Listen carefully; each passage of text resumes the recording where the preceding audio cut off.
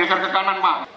Hari lahir Pancasila tahun 2026 diperingati pemerintah kota dengan melaksanakan upacara di halaman kantor Sekretariat Daerah Setda Kota Palembang. Pada apel peringatan Hari Lahir Pancasila, Ratu Dewa bertindak selaku inspektur upacara. Wali Kota Palembang, Ratu Dewa mengatakan Pancasila merupakan pedoman dan pandangan seluruh butir Pancasila mengandung cerminan baik dari aspek ideologi, ekonomi maupun digitalisasi yang dapat menjadi pedoman dan acuan untuk penyelenggaraan pelayanan publik di Kota Palembang.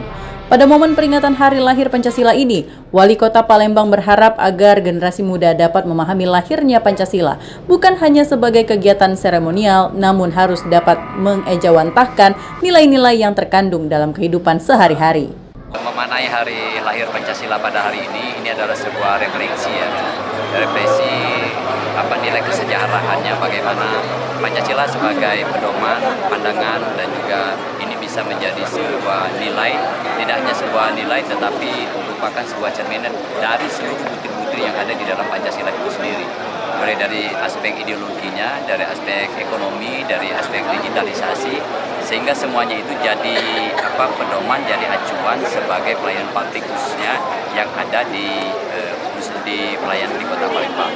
Sehingga kita ingin generasi muda bisa memahami tidak hanya sekedar kegiatan seremoni, tetapi benar-benar diejawantahkan dalam setiap pelayanan publik maupun dalam keseharian kita.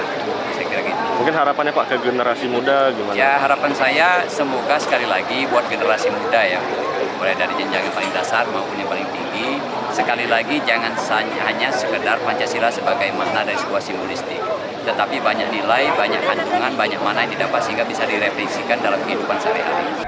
Dalam kesempatannya, Ratu Dewa secara langsung menyerahkan penghargaan kepada anggota Polrestabes Palembang yang berhasil mengungkap kasus peredaran narkotika jenis sabu. Dari Palembang, Sumatera Selatan, Erwin Setiawan, iNews melaporkan.